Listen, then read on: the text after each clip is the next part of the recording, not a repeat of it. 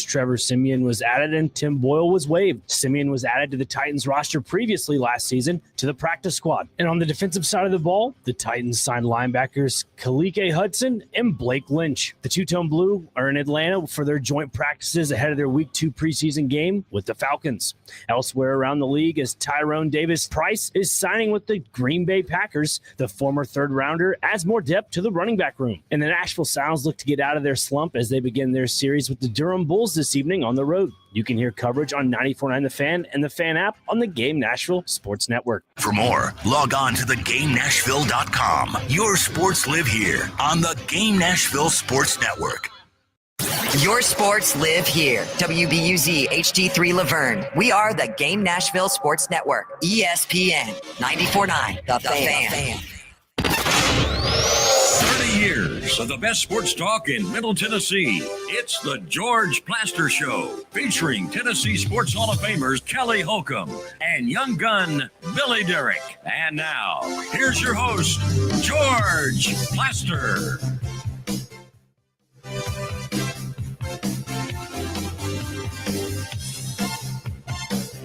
Hello again, everybody. Welcome in. It is a beautiful Tuesday. It's also very, very hot. And depending on where you are, you might get a stray shower. And then again, you might not. That's part of the gig. 86 degrees at the moment. As I look through this little gizmo, doesn't look like a lot of rain coming, although tomorrow and Thursday both have legitimate shots. Okay, enough of that. Let's head to Murfreesboro, get it started. Say hello to Kelly Holcomb. Kelly, how are you? I'm good, George. How you doing? I'm good. You're looking spiffy. What you have today? Well, the Scott Ramsey and the Sports Council had an event today to talk about the FCS football title game that will be the first Monday in January at Vanderbilt Stadium. And I believe that that will be one of the really underrated, cool events that our city gets to host. Yeah, I'm excited about that. I think that's really cool. It's been in Frisco, Texas for a while, but now Nashville's got it for a couple of years, and maybe they can keep it because it's something else coming to the big city of Nashville that's the entertainment capital. So I think it's going to go over great. I hope so. Yeah, I think it will. Scott will join us tomorrow at 3:20 to talk about that event and a bunch of other stuff that's going on in our city. Billy, say hello very quickly. Hello quickly. That was well done. Let's say hello to Terry McCormick, who joins us from somewhere down in the Hotlanta, GA area. Terry, how are you? I'm good, George, and this is not really Atlanta. If you were thinking in Titans terms, you know how they practice over there off Rosa Parks Boulevard and right there close to the heart of Nashville. The Falcons, if you put it in a Nashville vernacular, it's like having training camp in Portland or Dixon. It's about 45 minutes away from Atlanta, yes. Oh, wow. That's a little bit of a haul. I did not know that. Yes, indeed. So is it it's past 45 Atlanta? miles from downtown Atlanta. So you have to go through downtown Atlanta and then veer off. You go take 75 to Atlanta, then get on 85 and head toward Greenville. And you go about 45 miles. Like I said, it sort of reminded me of Westmoreland, where I live, kind of out in the country and kind of, somewhat sparsely populated compared obviously to Atlanta. Interesting. So the two teams worked out together, and I want you to kind of lay out there what all went on. What I'm told is the Titans didn't look very good today. No, not on either side of the ball. I stayed with the offense for the most part and kind of traded with Paul Kaharski, who watched the defense. And he reported that Drake London ran wild on, in the pass routes on the Titans defense. And the Titans offense did not look in rhythm or in sync at all. In fact, the guy who looked the best operating the offense was Trevor Siemian, who was just re-signed yesterday to replace Tim Boyle. So that ought to tell you kind of where things stood. I think Cam Ward had a little bit of a rough day. I think there was some miscommunication, at least with his receivers.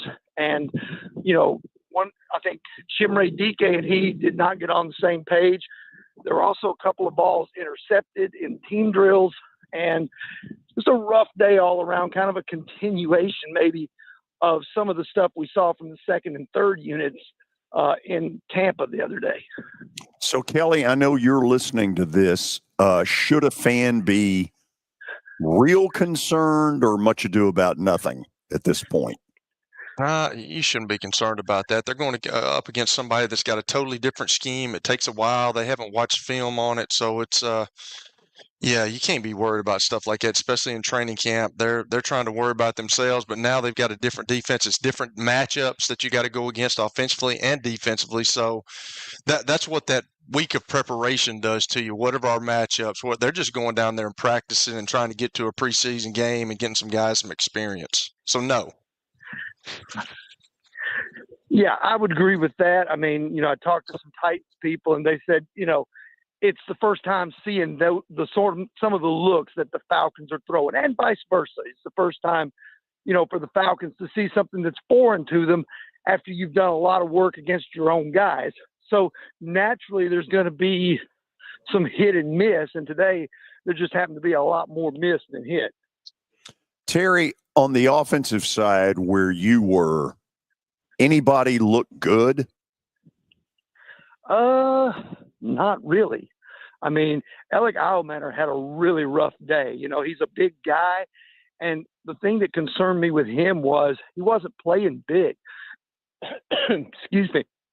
There were a couple of 50-50 balls where he didn't go up and make the play and allowed the cornerback to be the aggressor and knock the pass away. So that was concerning to me, and the fact that really there weren't a whole lot of people that distinguished themselves as having a really solid, strong day on the Titans offense today. Okay, let's talk about Trevor Siemian. There was a day and time in this league where he was a starting quarterback. Not many have had the downturn that his career has had. He's been a journeyman now for 4 or 5 years. You think he makes this roster? He might have the same role he did last year, where he's on the practice squad and he's another sounding board for Cam Ward and Brandon Allen, who actually missed a good part of practice today because he got spiked on the leg, cut his leg, had to go get stitches. He was the guy that is probably going to be the number 2 quarterback, and I think Siemian probably settles back into that same role he had last year, where he spends most of his time on the practice squad. Okay, let me ask this. He's 33 years old. What's the point? More NFL pension money. Right, Kelly? That's a good answer. Which I'm a fan of, I'll be honest with you. Oh, that is beautiful, Terry. That was well said. Okay, so let's rein it back in here. Do you know much about how long they intend to play Cam Ward Friday? That's not been addressed yet. We get to talk to Cam tomorrow. We get to talk to Brian Callahan tomorrow because he did not talk to us today.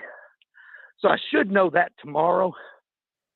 And it'll be interesting to see, how much they do, because Cam got the bulk of the reps today.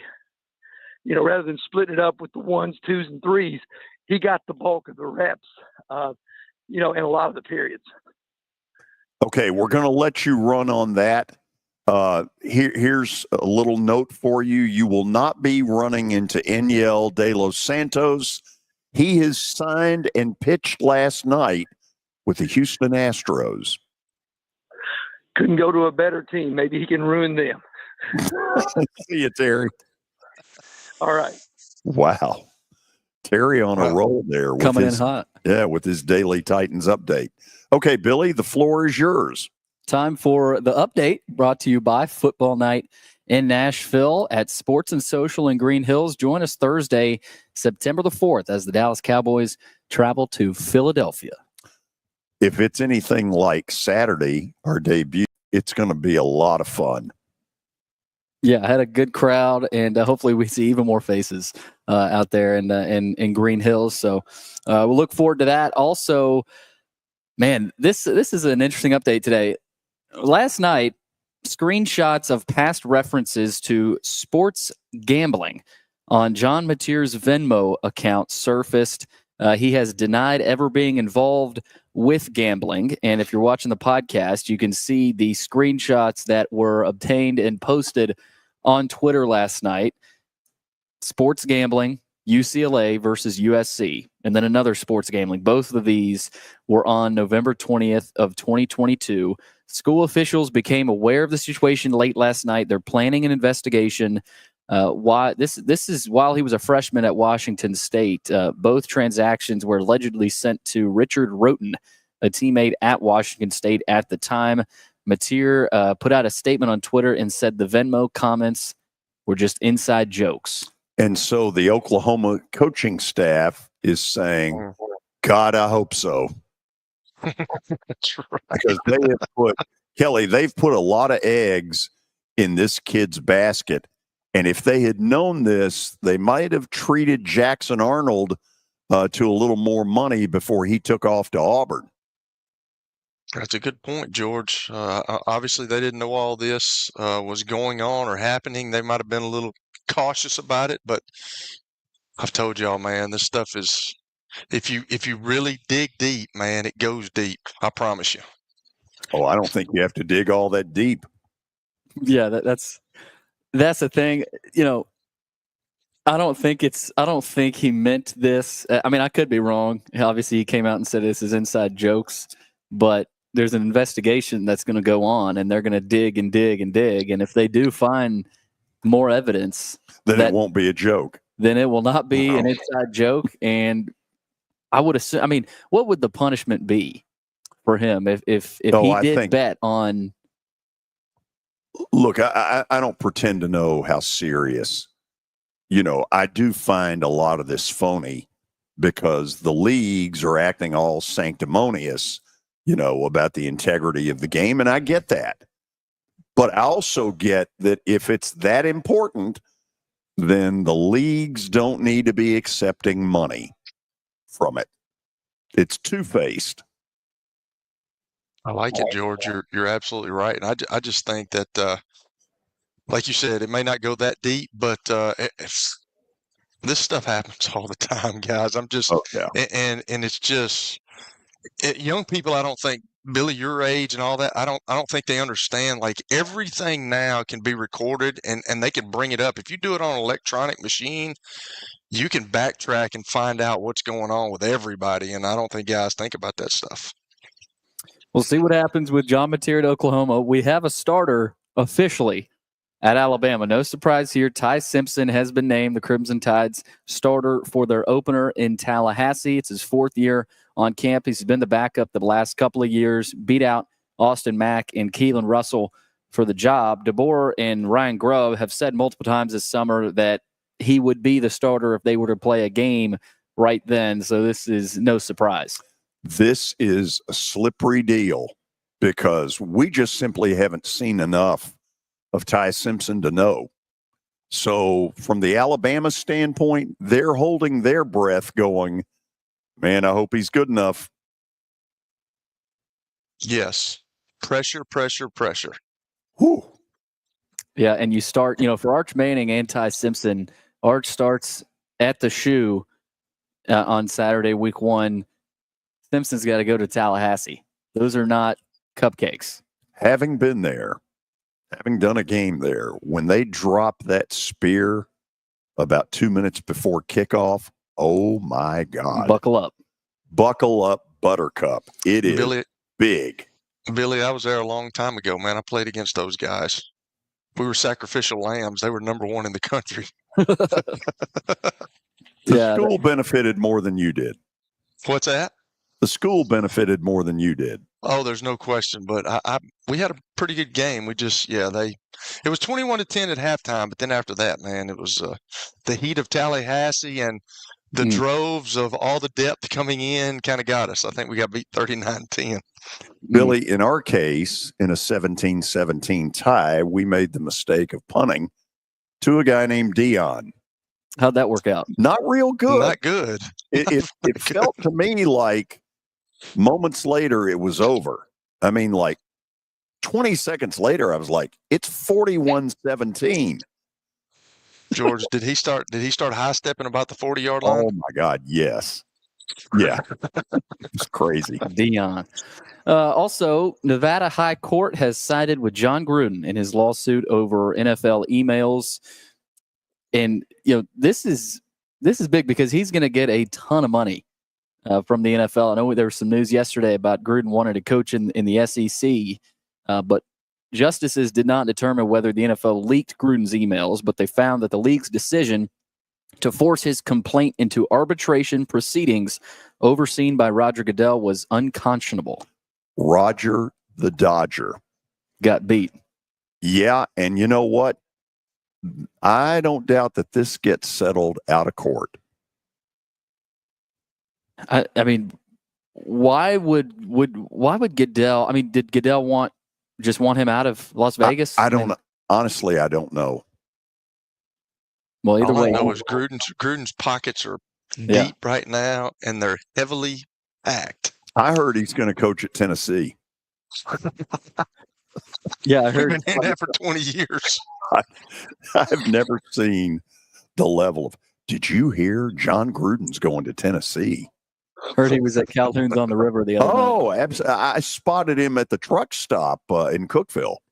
In the NFL, also, Jordan Love of the Packers will have a thumb procedure, but he's still expected to play week 1. He's undergoing surgery to repair a ligament injury to his left thumb that he suffered in Saturday's preseason opener against the Jets.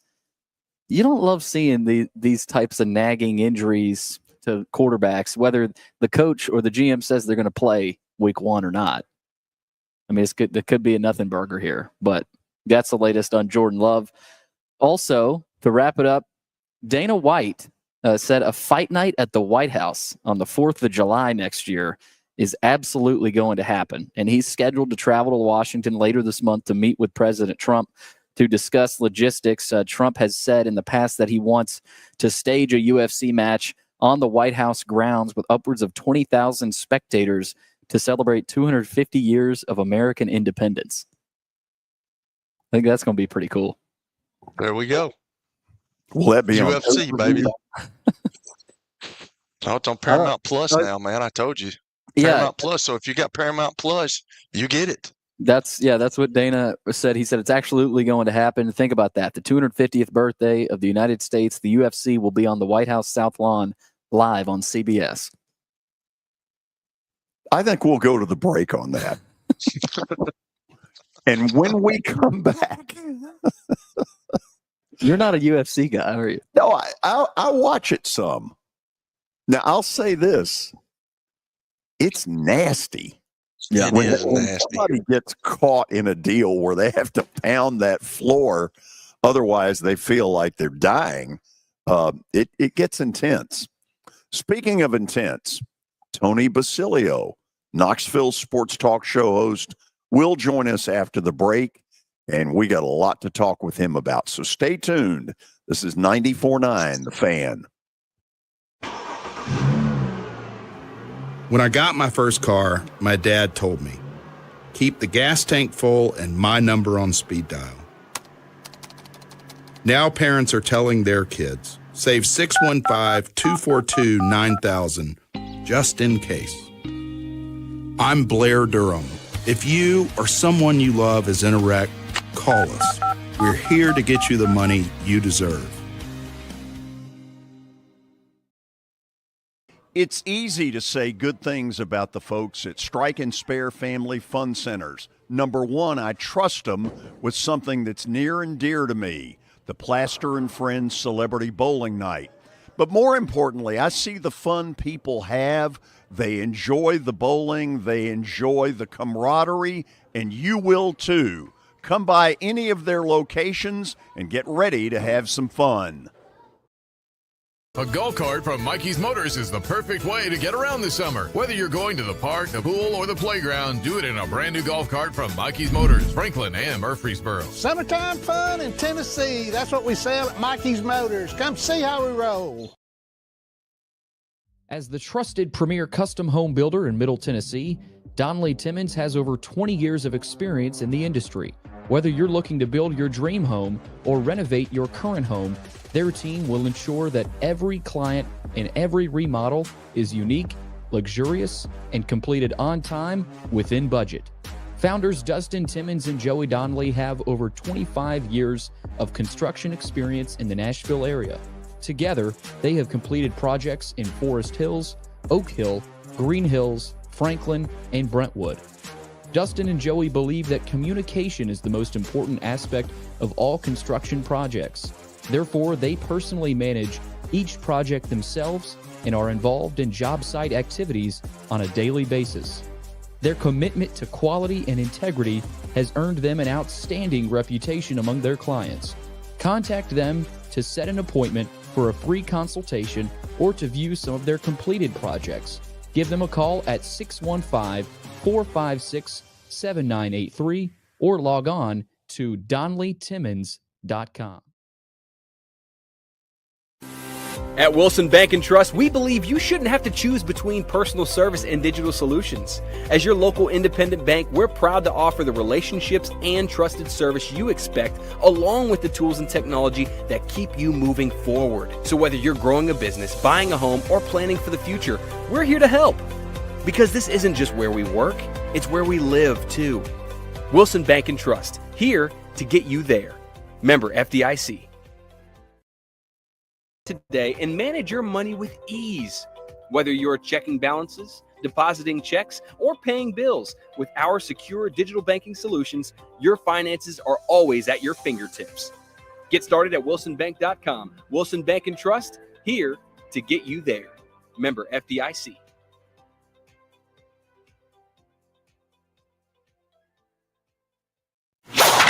Tonight, your Nashville Sounds are back on the road at Durham to start a 6-game series. Pre-game at 5:20. Your sports live here on 94.9 The Fan and the Game Nashville app. It's the George Plaster Show. Your sports live here on 94.9 The Fan.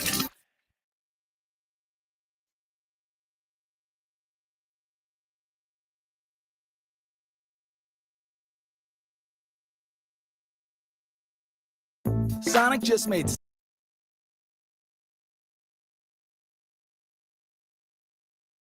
Okay, we welcome all of you back on this Tuesday afternoon. One of the real benefits of having Tony Basilio on, but besides the fact that he is incredibly entertaining, is that he gives us some great University of Tennessee news. There is apparently, at least in some form or fashion, some breaking news on Boo Carter. Honk, if you've heard that before. Tony, how are you?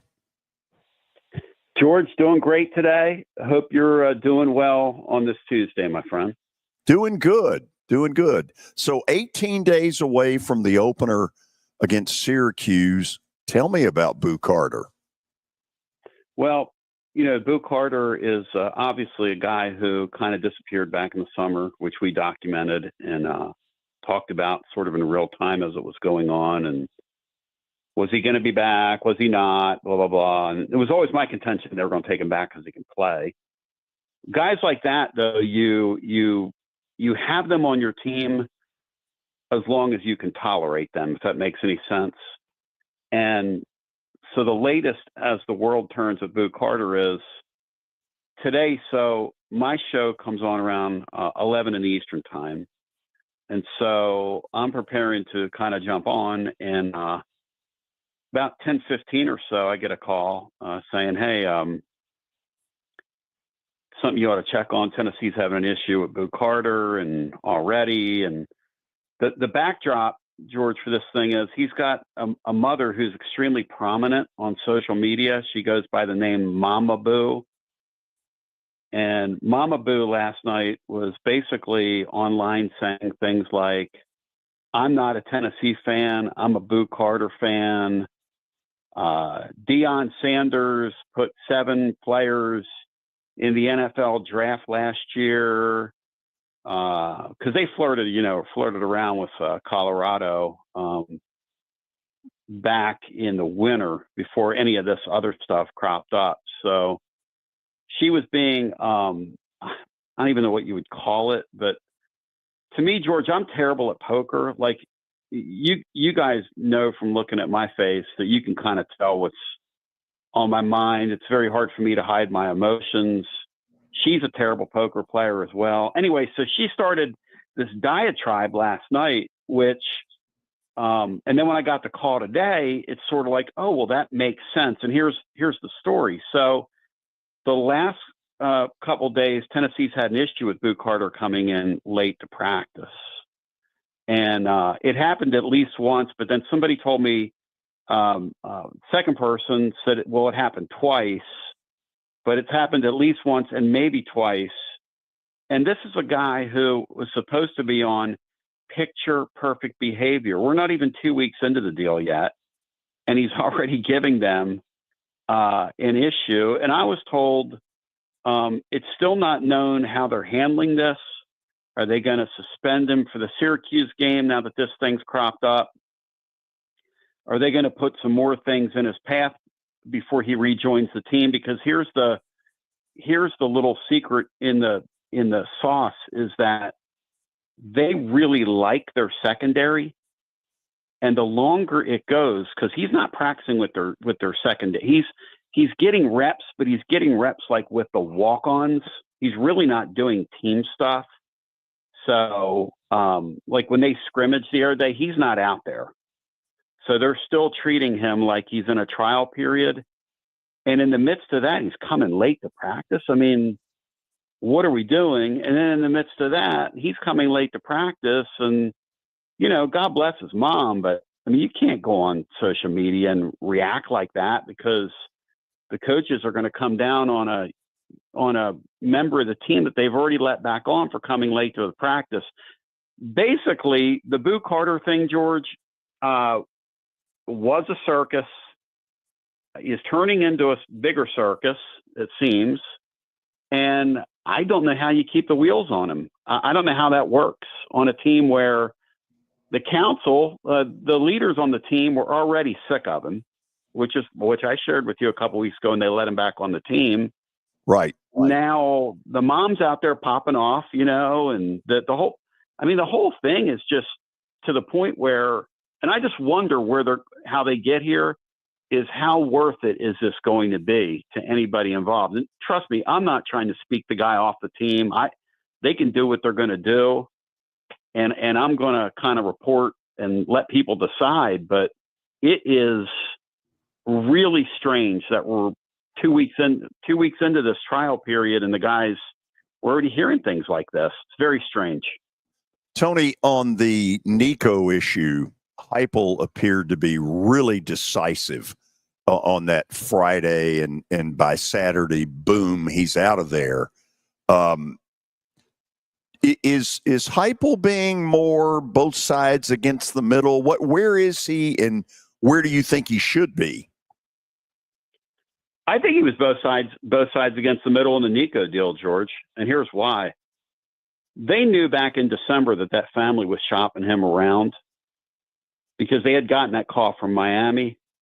If I'm paying you the money they were paying that kid and jumped into that pool for that kid, and I found out that behind my back, you were going behind my back negotiating with other people, what I didn't realize at the time, and what they did realize, was that he was talking to teams in their own league.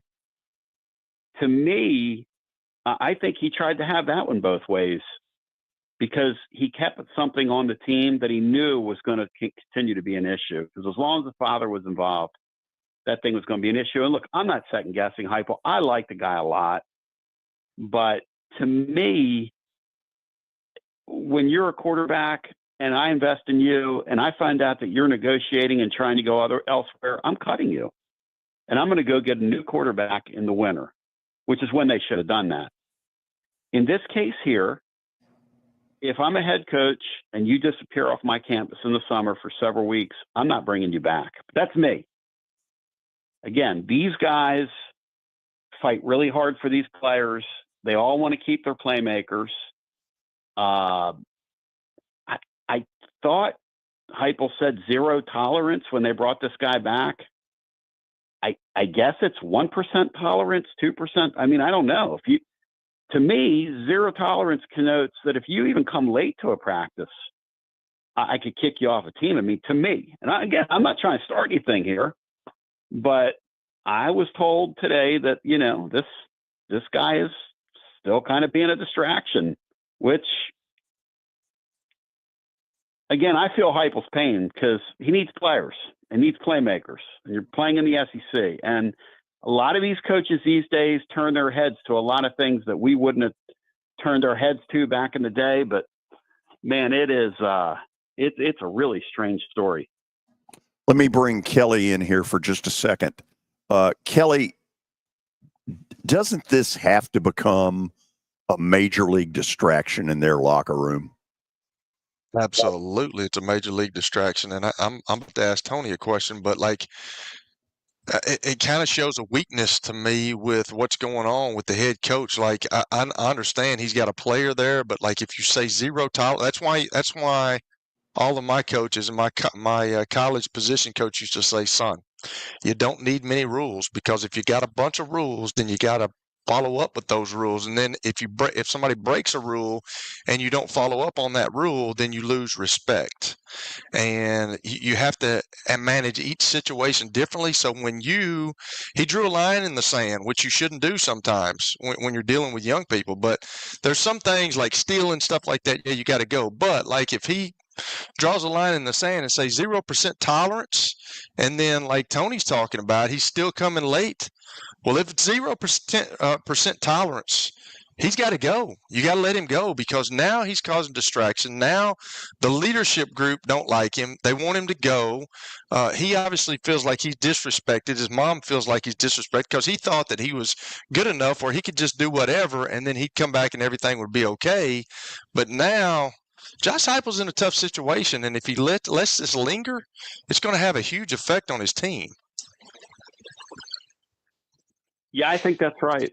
And you know more about the inner workings of locker rooms and that sort of thing. And, like a council of players, those guys feel like they have, and you told the story a couple of weeks ago, Kelly, about when you were with an NFL franchise and you guys thought you had power, and then something happened and you realized, we're just kind of in here for looks. Because at the end of the day, the head coach is going to do what the head coach is going to do. Look, we all understand that. I understand that. You understand that. Anybody listening to us understands that. But the coming late thing, it just doesn't show that you're respecting the situation, that you're respecting the opportunity that you've been given.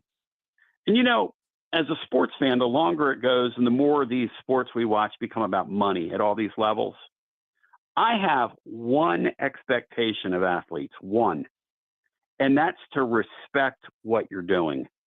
Respect it. And that, you know what? That's not a huge ask, guys. In other words, we're playing baseball. You hit a ground ball, run it out. Respect what you're doing, run it out. And in a case like this, this guy gets a second chance. For goodness sakes, man, be 10 minutes early for everything. And be the last to leave. So apparently he hadn't gotten the message. I don't know I just don't know how long it goes, because he's going to become a distraction, obviously. Tony, I'm going to ask one football-related question on the field and then turn it to Kelly.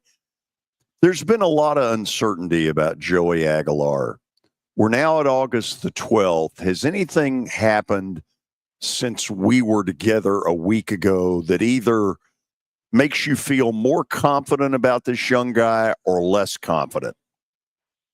I mean, neither, George, because it's still very much a work in progress. I talked to a source of mine that was at practice today, and they had Merklinger running with the ones for a good bit of the practice, and he had the GoPro camera on, so they were getting stuff on film on the receivers and the things that they do with this technology today. And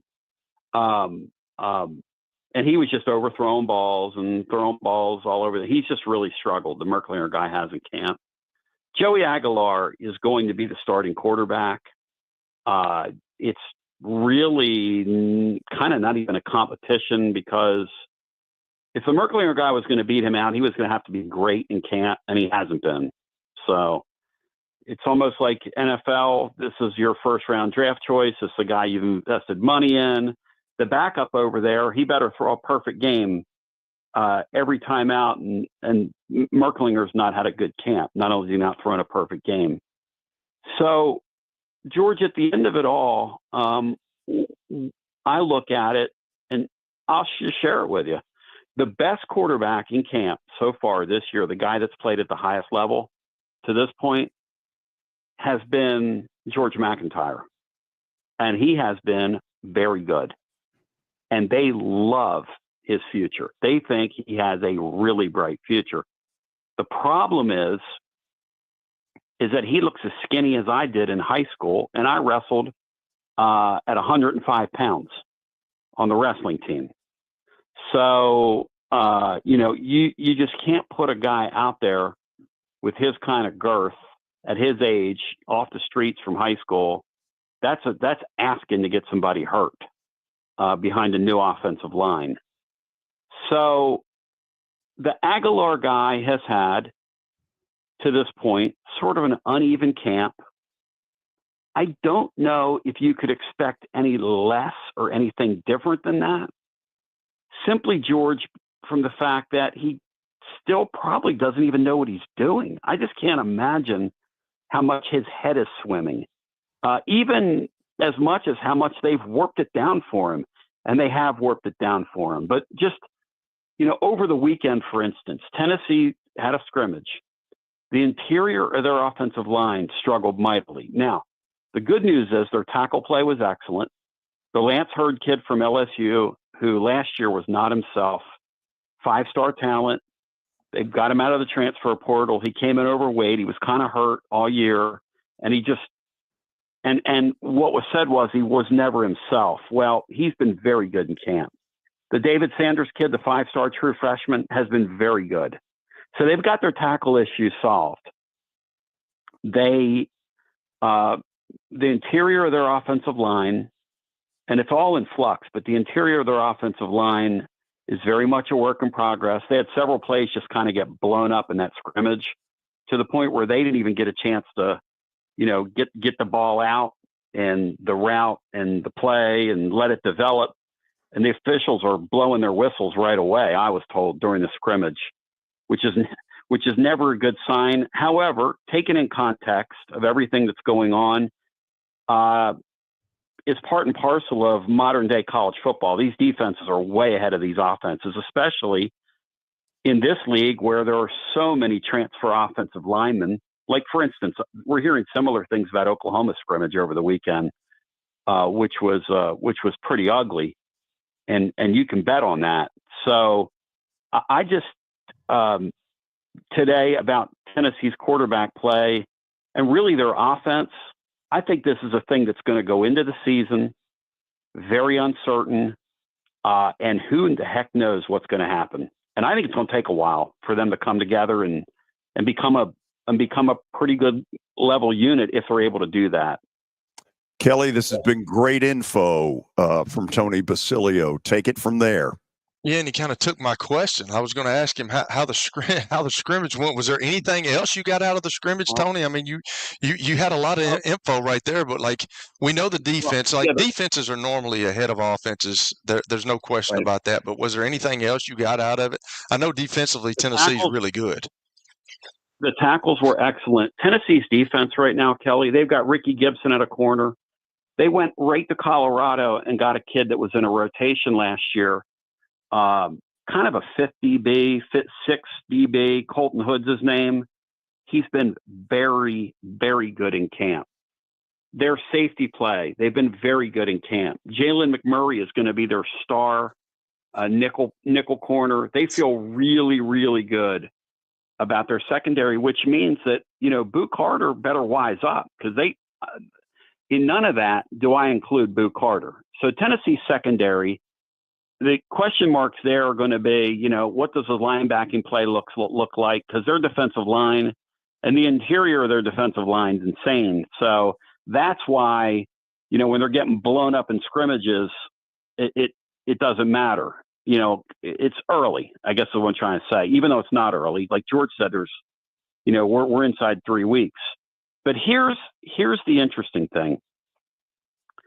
So they have yet to have the 3 wide receivers that they've penciled in as the starters to all be on the field at the same time for a practice.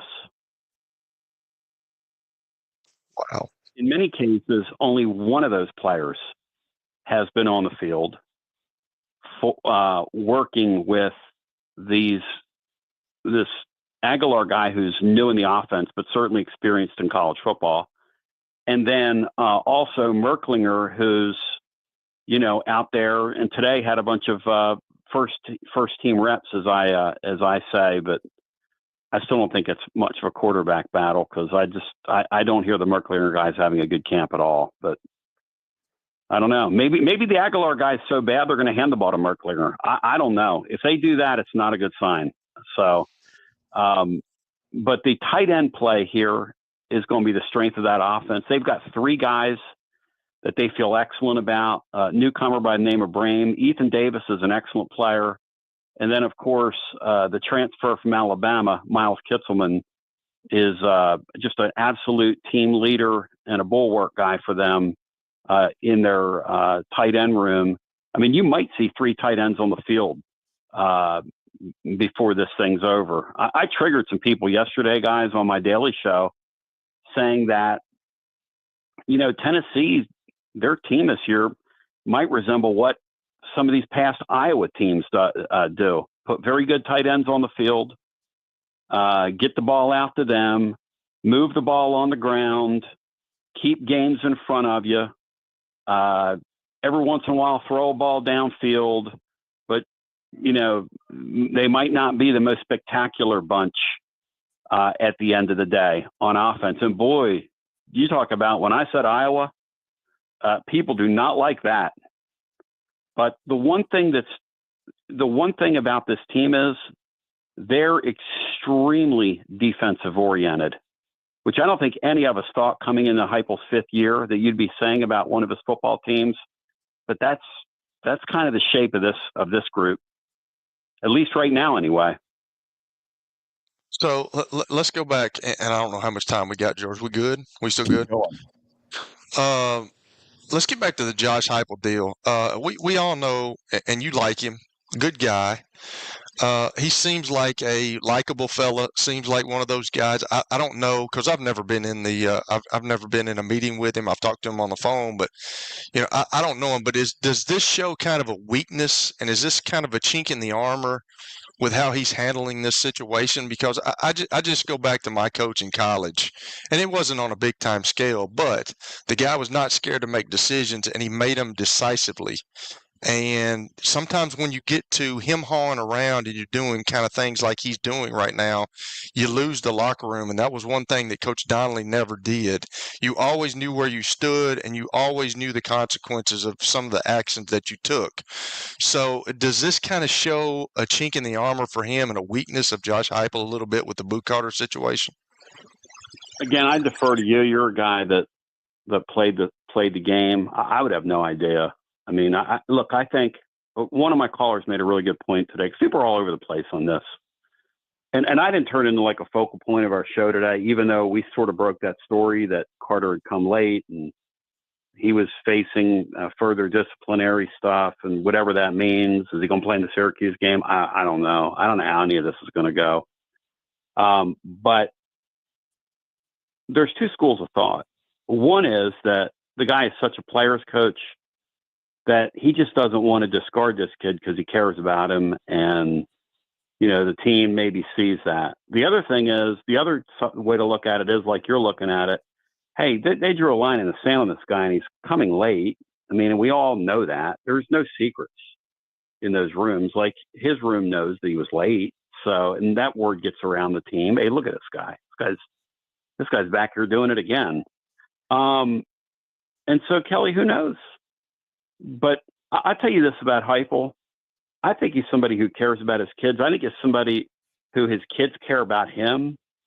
I think they play hard for him. I think they believe him. I don't think they think he's a fake or a phony or a fraud like Butch Jones or somebody like that. Yeah. Who, Butch Jones loved the sound of his own voice. And by the time he left here, his teams had absolutely just quit listening to him. Yeah. Heupel's a character person. So I don't think that's ever going to happen to him. But my thing about him is, and this is just me watching him, is that the Nico deal, I just hope when you get in that spot again that you are more decisive. And I don't know if he is that type of person, because that is what these jobs do. They expose you. Yeah. And so, I don't know. I don't know how they would handle it again. He's trying to keep the wheels on Boo Carter, and some are going to go, what are you doing? Which is kind of what you're saying. And again, their secondary's pretty damn good without him. They're pretty damn good without him. They really have had a knack of finding guys. They've done a really nice job on that side of the football, and particularly in their secondary in the last couple of years of just getting a lot better. And by the way, the McCoy kid is working out on the side after his injury, and he's still several weeks away. But hey, if you get him back in mid-October to go with what you have, Boo Carter or no Boo Carter, Tennessee's going to have a nice secondary. And that's another thing. They can look at this, they can make this an easier decision. But again, I just don't think they want to part ways with him right now, but he's certainly testing that. Tony, he really is. Will you let me go to a commercial break so I can get in young William and a couple of his questions as well? Absolutely. And Kelly looks like he wants one more as well. Hang with us. More with Tony Basilio on a day where he has unloaded some great, really juicy info on 94.9 The Fan. When I got my first car, my dad told me, keep the gas tank full and my number on speed dial. Now parents are telling their kids, save 615-242-9000 just in case. I'm Blair Durham. If you or someone you love is in a wreck, call us. We're here to get you the money you deserve.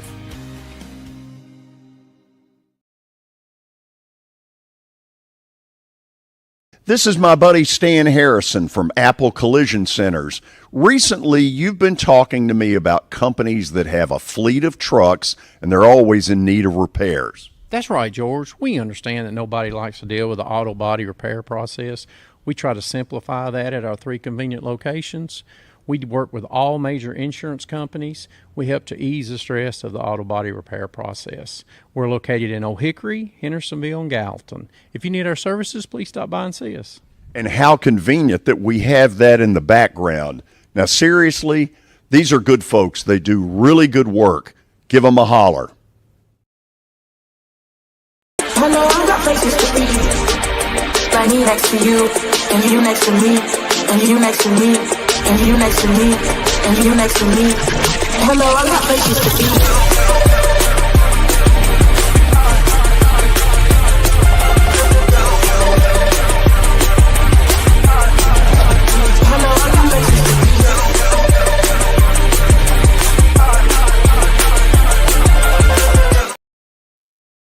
Venture Express has been helping people in this area for more than 40 years. They're headquartered in Murfreesboro with over 30 years of dedicated fleets involving production, manufacturing, and corrugated experiences. They're an asset-based company with over 700 tractors, 4,000 trailers, and 800 drivers. If you need their help, dial them up 615-793-9500 or log on to ventureexpress.com.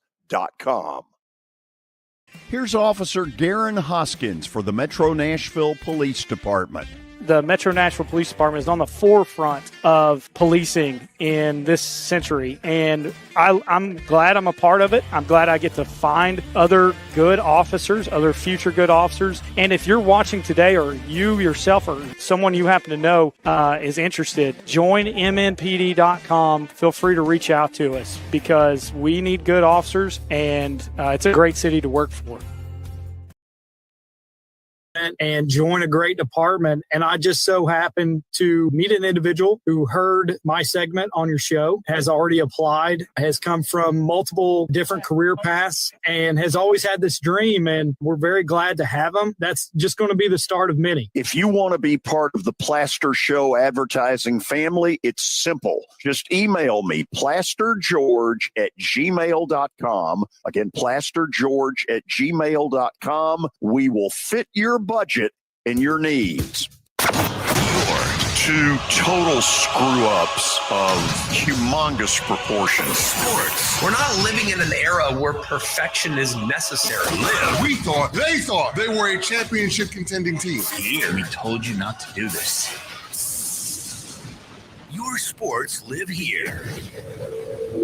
On ESPN 94.9. The Fan. And the Game Nashville Sports Network. It's the George Plaster Show. Your sports live here on 94.9 The Fan.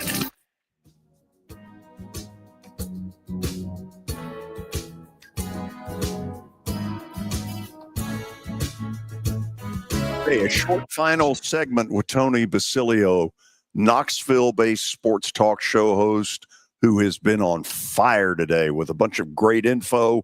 Kelly, go. This is not a question. This is I'm just going to tell you, you're killing me, Tony, when we're talking about George McIntyre and his weight, man. If he's good enough to play, he can play. I played at 160 pounds. Now, I know it was a different time. I played against the #1 Florida State Seminoles, completed 13 straight passes, which was a school record at 160 pounds. So if the guy can play, put him in. I'm just telling you what I'm hearing, and he's not going to play. I know, I understand that, I get it, but like, if you want to kill the messenger, that's fine. And I get what you're saying. Look, I mean, there are a lot of diminutive guys that go out and function. The thing about a guy like that, though, a big, tall guy like him compared to a guy like you, can you imagine? Because I think McIntyre's about 6'6", 6'7". I mean, he's a huge dude. Can you imagine him taking a hit from the blind side? At this point, they would get a dustpan and a brush to clean that up. There'd be such a mess. He's tougher than that. He's tougher than that, Tony. Surely. Oh, I know he's tough, but you're talking about these guys are world-class speed with huge ripped up bodies, man. These guys are huge these days, Kelly. That's why you got to block them. William, go. Tony, how do you feel about the Syracuse game now as opposed to, let's say, a month ago? And I'll include the Nico stuff in there, but now with Boo Carter, is Boo a player you feel like they need to have against Syracuse to win? No. That Syracuse team absolutely stinks on dry ice. They're awful on 10 continents. They couldn't play dead in a Western. They're brutal, man. I mean, they're so bad that they had no players coming out of spring football, and Texas reached over and grabbed their best defensive lineman out of the spring portal just because Texas signed two guys that they didn't have any confidence in while they chase a national championship. That Syracuse bunch can't play at all. I mean, to show you how bad they are, they're a 13.5-point underdog to a Tennessee team that has more issues than TV Guide on offense, as we were just talking about. So I don't know. No, not at all. No, that Boo Carter, whether he's on the field or not against the Syracuse, should not matter. Should not matter. That's a really, really bad football team. And I'll tell you this, you never know what's going to happen in these games early in the year, but I will tell you this. If that Syracuse team beats Tennessee this year, then good gosh, man, anything's possible. That is not going to happen, though, Billy. Hey, let me ask you guys something. Since we're on here and I'm running out of time, I saw with the top 25 yesterday a nugget that Vanderbilt has never been in a preseason top 25 AP college football poll. Never been ranked in one of them. How is that possible, guys, after the James Franklin years when he had really good teams there for several years? How were those teams 22, 23, 24, 25? I mean, and the only team in the Power 4 ranks that have never been ranked in that first poll. I mean, that's a good point on the Franklin era. You would have thought one of those years they'd been ranked at preseason. To quote my buddy Wes Durham, who loved doing this, I am shocked they never got in when Red Sanders was at Vanderbilt. I mean, right? Well, no. Think about it, George. Like, never. Think about that. Think about like what the only team in the Power 4 leagues. They're the only one like Northwestern has, Duke has. I just can't believe Vanderbilt hasn't, because they've had some pretty good teams down through the years. It got out there yesterday. I'd never seen that stat before. But, Tony, let's get to the important issues. You were in Fuego today. People who heard you know you're on fire. If there's somebody in the Middle Tennessee area who has not heard you before, how do they listen to you? tclub.team. Again, tclub.team, tclub.team. And it's always great visiting with you guys.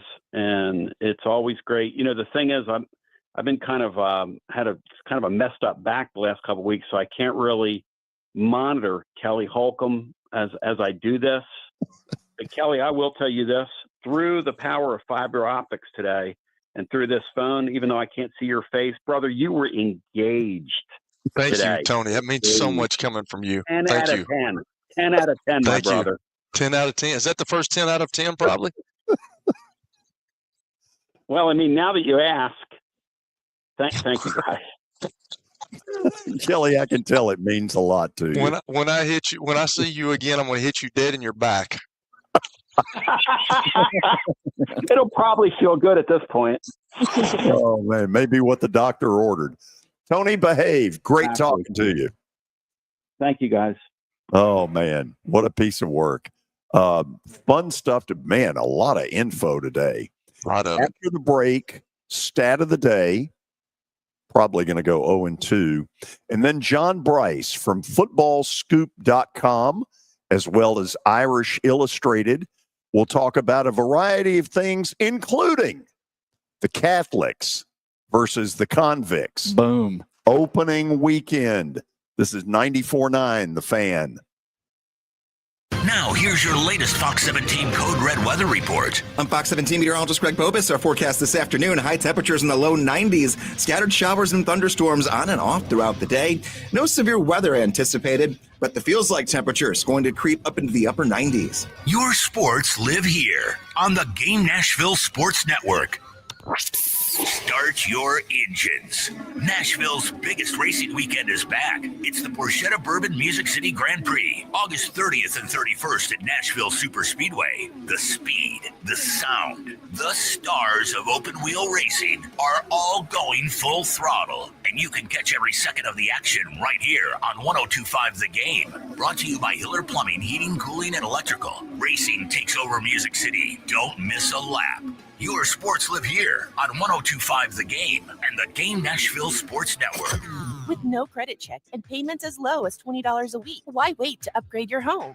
At Electronic Express, get everything you need, from premium appliances and TVs to gaming systems and more. Whether it's building your dream home theater or updating your kitchen, we make it affordable and easy. With over 40 years in business, trust us for the best selection, service, and guaranteed low prices. Shop online or at any of our 22 locations across Tennessee and Alabama. Electronic Express, for every moment of your day. You enjoy the thrill of gambling, but what happens when it becomes a problem? Whether you want to cut back or quit gambling altogether, the Gambling Clinic has been helping people change their gambling for over 2 decades. We're here to help, not to judge. The Gambling Clinic is a Tennessee-based clinic offering in-person and telehealth support to help people win back their life. Visit us at thegamblingclinic.com. This project is funded by the Tennessee Department of Mental Health and Substance Abuse Services. Brought to you by the Gambling Clinic, the Tennessee Association of Broadcasters, and this station. Back in 1949, Dr. Houston began the tradition of treating athletes for common sports injuries. Today, the sports medicine physicians at Houston Clinic Orthopedics continue his legacy. Whether you play at school, in a league, on a professional team, or just enjoy being active, Houston Clinic Orthopedics physicians are there to help you stay in the game. Common sports injuries include tears, strains, sprains, and instabilities of the knee, shoulder, and ankle. Houston Clinic Orthopedics is located where you work and live. Visit tn.houston.com to book your appointment online. When experience matters, trust Houston Clinic Orthopedics. Welcome to Kitchen Notes in the Omni Nashville Hotel, where every dish tells the story of Southern tradition and culinary excellence. Dive into our enhanced menu, featuring delights like the legendary biscuit bar and freshly revamped dishes that bring the farm straight to your fork. Perfect for a leisurely breakfast or a hearty lunch. We're open every day, ready to treat you to a meal that feels like home. Experience the refreshed feel at Kitchen Notes inside the Omni Nashville Hotel, where every bite is a note in Nashville's symphony of flavors.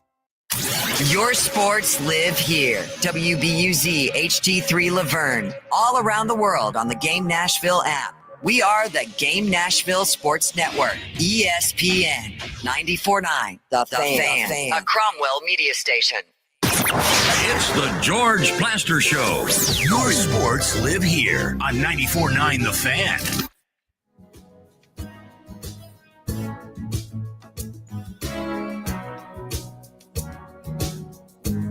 Talk a little Notre Dame and other college football topics with John Brice from footballscoop.com, also Irish Illustrated coming up. But first, stat of the day brought to you by Apple Collision Centers. You can find them in Old Hickory, Hendersonville, and Gallatin. Give them a call, 615-754-9800, or log on to their website. That's applecollisioncenters.com. All right. In the AP poll, Texas and Penn State were separated by only 5 points, the closest margin since 1998. Can you name those two teams that were just 5 points apart in 1998? The guy that created the poll couldn't name it.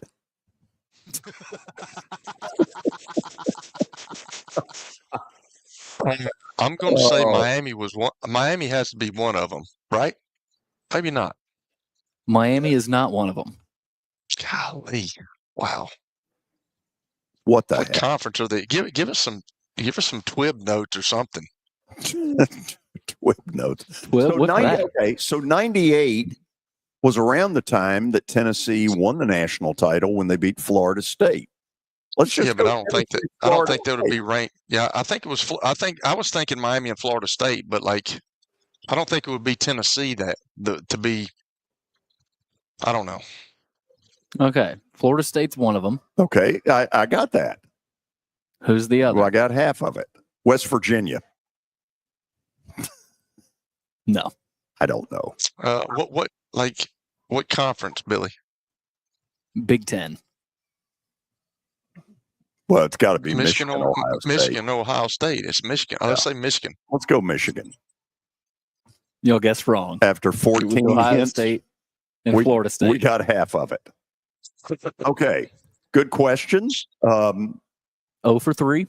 Or no, 0 for 2? No, absolutely not. We officially welcome all of you into the 4 o'clock hour, and we say hello to John Brice with footballscoop.com as well as Irish Illustrated. John, how you doing? Good, George. Thanks for having me on the show. Always appreciate the chance to visit with you guys back in my home state. So, yeah, welcome back. So, let me start with Catholics versus convicts. I happened to watch the 30 for 30 a week ago. I remember when they bagged it because it got so ugly. How in the world did Notre Dame allow this to be a season opener? Yeah, George, that's a great question. Notre Dame now will have opened 3 of its last 4 years at Ohio State, at Texas A&M, and now at Miami. So athletic director not really doing Marcus Freeman any favors, but this is a little bit different era of Notre Dame football under Marcus Freeman, but that's an absolutely brutal home opener. The only saving grace for Notre Dame is that the Irish get week 2 off, so they play the Sunday night game as part of that magnificent full opening weekend with some great matchups, but they do have the ensuing week off before then getting the Texas A&M return trip from last year's visit to College Station. John, does the loser of the game really lose much as far as national playoff? I tell you what, I think the loser of the game loses, George, is any margin for error, because you can have one more slip up at that point if you're Notre Dame or Miami. But really, you're playing every week in an absolute pressure cooker. And we saw that last year, 10-2, and you'll sweat it because 10-2 Indiana versus 9-3 Alabama. What if that happened again this year? What would the scenario be? So I really think there's not a lot to be lost overall as long as you handle business. But I do think that the loser of the game absolutely forfeits any real measure of breathing room, and especially if you're Miami, because you're Miami and you're Mario Cristobal, and you've spent a tremendous amount of money to go get Carson Beck. People in the South Florida are telling me they believe Mario Cristobal's best Miami team to date, and they faded last year when they had a playoff berth in their reach, and so this is a pressure-packed year for Miami. John, let's go back to last season. When Notre Dame loses at home to Northern Illinois, my guess is that the next day is not a lot of fun at Notre Dame. Players are kind of doubting themselves. They're in a little bit of a daze. They can't believe that Northern Illinois could beat them. Somewhere in there, Marcus Freeman must have pushed some right buttons to have ended up getting the results he got by the end of the year. You're around there. What buttons were they? I think it's a culture of authenticity. He empowers his players, but he's talked long predating that heinous Northern Illinois loss about choosing the bumpy road. And his players have bought into that, and his players have recited the bumpy road mantra unprompted. They certainly had to embrace the bumpy road a year ago. He is very selfless. He beats his players into the office often, and they'll find him. They told me just within the last week they got in at 5:30 and Marcus Freeman was already in the Loftus Performance Center getting a workout in. And so he is a player's coach, but he's also a disciplinarian. He's able to straddle that line, I think, because of his authenticity. Then he had great leadership on last year's team. Let's not ignore the fact that a guy like Riley Leonard is a generational leader in a lot of ways. Really not as visible as Tim Tebow was, but along that mold, very much leading with his faith and leading with his focus and leading with his selfless approach. You had Jack Kaiser, a 6-year linebacker who would set the record for most games played in the Notre Dame football program. You have Riley Mills and Howard Cross, a couple other 5th and 6-year guys. You had a 5th-year senior on the offensive line, and Pat Coogan, who's now a graduate transfer at Indiana. So Marcus Freeman set the example. And then he had 2 really incredibly steady coaches as coordinators in Al Golden and Mike Denbrock. And those guys have been through a lot of battles, especially Al Golden as his own trials and tribulations as a head coach. I think it was just a combination of all of those things, but rooted in Marcus Freeman's culture. And it's a culture, like I said, of authenticity. So is CJ Carr good enough, or do we even know, to go down to Miami, which is a brutal place if you get 70,000, which they will for that game?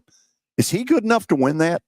He is, but we can't discount the guy from your backyard there, Kenny Minchie. He is having a really strong fall camp. I would say that right now this quarterback battle is far too close to call, and there's 2 major scrimmages left essentially in what is the preseason camp portion of Notre Dame's schedule. They'll have a midweek scrimmage here this week, and then Sunday they will have what they call their Jersey scrimmage, and that's their defining scrimmage of spring is the Jersey scrimmage. It's how they determine who gets to wear the blue and gold jerseys or the blue and white jerseys for their annual spring game. And the Jersey scrimmage in fall is really a determining factor for how the final depth chart shakes out. So this week is of paramount importance to CJ Carr and Kenny Minchey. I think Kenny Minchey has done a better job in preseason camp from the people I've talked to of taking care of the football and not turning the ball over, and also not taking as many sacks. CJ Carr is more mobile than he's given credit for, and he's very adept at downfield passing. But CJ Carr, Kenny Minchey, lives with a couple of defensive teammates as well as a couple of offensive teammates. He's got a lot of support on the team. They're both incredibly well liked. I think going into it, the expectation was CJ Carr would have won the battle by now, and nobody is telling any of us that that's the case. Wow, that is some very interesting news. Let me go away from Notre Dame for just a second. So we've got all of these opening day matchups that are really intriguing. One of them being Alabama going to Florida State, where I think a lot of people have just assumed that Florida State will do this. They'll flip the switch and it'll all be fine. Is it all going to be fine?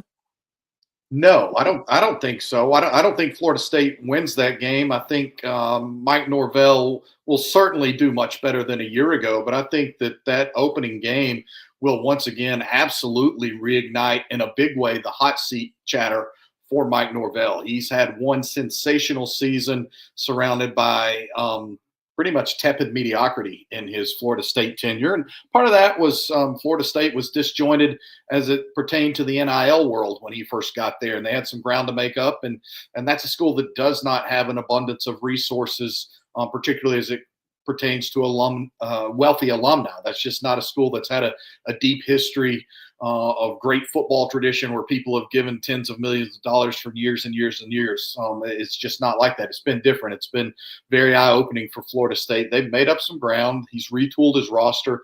But no, I fully expect Alabama to go in and win that game, and I expect it to cause the hot seat chatter, whether you think it's fair or not. I think it will be percolating in Tallahassee like the smoke signals after that first game. Kelly, the floor is yours. John, how you doing, man? Good, Kelly. I got some general questions for you, man. With the new era of college football that we're in, do you see this conference realignment stuff coming back on us at some point down the future? Great question, Kelly. And I was actually in Nashville last week at the National College Football Personnel and Recruiting Directors Symposium and General Managers. More than 1,100 people in attendance there in downtown Nashville at the Renaissance. I think that tells you how the sport is growing and what area it's growing in. I think we're going to see it again. People that are a lot smarter than me, a friend of mine who works with college athletics departments and athletics directors across the country, works with about 40 of them. He told me he feels it's inevitable that college football will go to the quote-unquote NFL model. And I know Sports Business Journal has touched on it some this summer. I think we're talking about around 40 teams in a de facto college football super division. And again, he has experience in multiple major college conferences, both working for institutions and working with institutions. He also has major experience in one of America's premier professional sports leagues.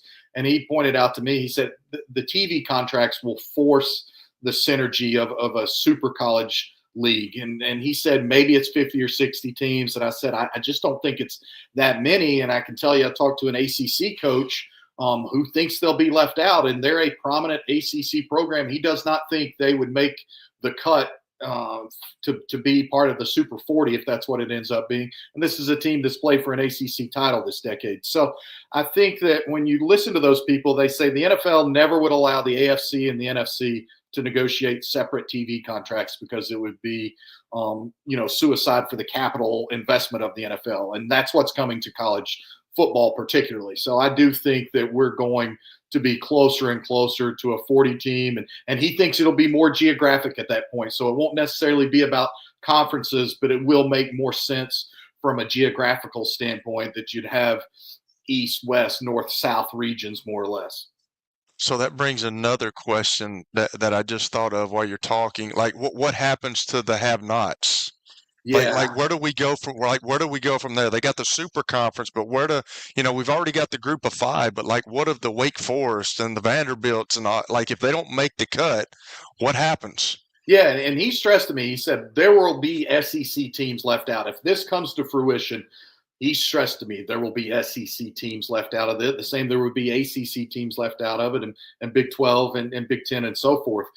Then you're talking about a 40 or 50 team Super League is going to be highly professionalized at that point in time, more or less. You might be an affiliate team, but then you start entering into an entirely different set of difficulties to contend with. Like Tennessee is playing at Neyland Stadium, and it's a land grant institution. But what happens when it becomes a pro football team or a semi-pro football team, even more so than what so many of them already are? How does the University of Tennessee then bill its football program to use that stadium that's on public land, on state property? So I think those are some of the questions. But to your question about what happens, I think there becomes a middle division of football where it's in between FCS and Power 5. And you might see some more FCS teams playing up. You'll see some Power 5, Power 4 teams that would, I think, be forced to play down because of that. And then I had a coach tell me last night, and we saw this earlier this year when Limestone College over in South Carolina, NCAA Division II team that plays some Tennessee teams and plays in that South Atlantic Conference, it shut its doors. And he told me last night he very much believes there are more Division II school entire institutions that will not just be closing their football programs, but closing their college and university doors. Wow, that's unbelievable. So I've talked about the playoffs and how last year, I got so overwhelmed with all the college football. I love college football. There's no question. But I think, when it comes to January and then February, that's kind of the NFL's time. I played in the National Football League. I just feel that way. So is there anything that you would change about the playoffs? I think you probably need to find a way you've got to alter your transfer portal window so that you don't have playoff teams trying to beg guys not to go in the portal, while also those guys know they need to go ultimately in the portal. But if they stay, they've got 5 days after their team's season ends. So like Notre Dame and Ohio State players who elected to go into the portal after the national championship game this year couldn't enter the portal or couldn't enter the portal until, say, January 22nd, and then had 5 days. Well, you already got classes starting at places around the country at that point in time. What kind of informed decision are you making?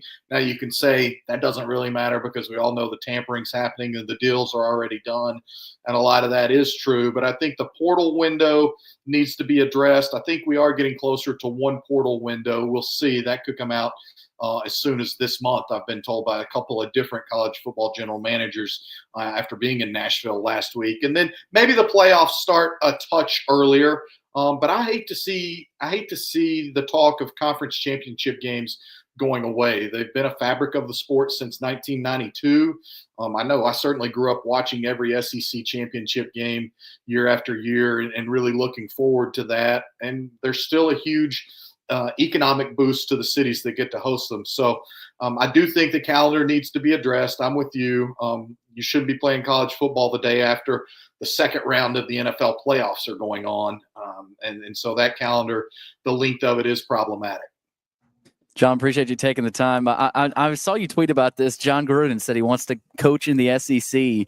Eventually, he said he would die to coach in the SEC.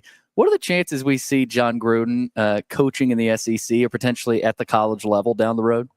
The more time that goes on, the more he gets another legal battle like he got late last night from the Nevada State Supreme Court, the more he continues to work really hard to try to vindicate himself and clear his name and really hold the NFL to task. Look at the way colleges all over the country are embracing him. And he gets a new box of gear that I'm jealous of every single day. The gear, the helmets, whatever. I wish he would send me the extras. He's been welcomed into high schools in East Tennessee. He went and visited the Jefferson County Patriots. He's got some property near there. His wife's from Dandridge. He stays in Gatlinburg a lot in his spare time. So he just has a real love for the game. He's worked really hard on it. I could see him getting a chance, and nobody would be surprised if it was the SEC, because nobody's surprised by anything the SEC does at this point. You mentioned East Tennessee. We had Tony Basilio on earlier talking about the Boo Carter situation. Yeah. And it's we had the Nico situation. Now we've got the Boo Carter stuff. Yeah. How do you feel about Tennessee now going into the season as opposed to maybe a month or two ago where, even though Nico had left, there was still a little bit of optimism, especially with the defense they've got? Yeah, the Boo Carter situation is just so supremely unfortunate because I don't know how much of it is inherently Boo's fault versus how much of it is the environment that he's in when he's not in the University of Tennessee program, because Josh Heupel has built a nice culture in that program, and he's taken steps to really hold folks to account. The Boo Carter situation is he's got to block out the noise. He's got to listen to more of a guy like Buck Fitzgerald, who's been a real ally for him, who's probably helped him maybe more than Boo realizes to still have a spot on the Tennessee roster right now from people I've talked to. So that's difficult, but Boo Carter's not, as good as he is, he's not a transcendent player that was going to make or break this Tennessee season. To me, it boils down to the fact that Tennessee still has great questions at the quarterback position. It's replacing a lot from its running back room. When I talked to college coaches that visited Tennessee for spring practice, they told me they were really concerned about Tennessee's wide receivers. I don't think we've had a lot of questions answered about Tennessee's wide receivers thus far through the Vols preseason camp. Now, they did tell me they believe this will be Josh Heupel's best overall offensive line that he's had at Tennessee. Now, I know he's replacing 4 starters, but they really like the look of it and said that line overall matched up much more closely with other big-time SEC offensive lines, the LSUs, the Georgias, the Alabamas. And then also on the defensive side of the ball, they bring a lot back. But the point was made to me by 2 different college coaches that were at Tennessee spring practices, is they said, you can tell on their defensive line they have some nice players. They're not nearly as twitchy as they were a year ago. Of course, they had first-round draft pick James Pierce and some others up there. I think 3 guys that are now on NFL rosters. So that's a lot to replace. John, you are a really enjoyable listen to. First of all, thank you for taking the time. Who wins Clemson LSU? I think Clemson. I really do. Now, I'll say this. Brian Kelly has gone on the road and won some big games before in circumstances that were very difficult. But the Battle of Death Valley, I still will probably consider LSU's the real Death Valley. But the Battle of Death Valley will go to the home team this year. Quick stat for you. I looked this up.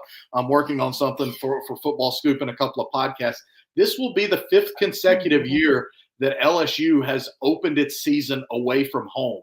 That's pretty diabolical. That's pretty diabolical. There's nobody else that can say that. Now, this is one of the only times LSU will have done it in a true road game, another one being UCLA, a game they shouldn't have lost that ultimately got Ed Orgeron hired. But there was nobody else in the SEC who remotely approached having opened its season away from home that many years in a row this decade. Crazy. Wow. Thank you for doing this. You are a lot of fun to talk to. Anytime, boys. Anytime. I appreciate it. Billy, keep grinding, man. I'm proud of you. And I love that you guys had Basilio on. I wish I could have been on there to talk a little trash with him. Maybe we'll do that. Thanks, John. See you, boys.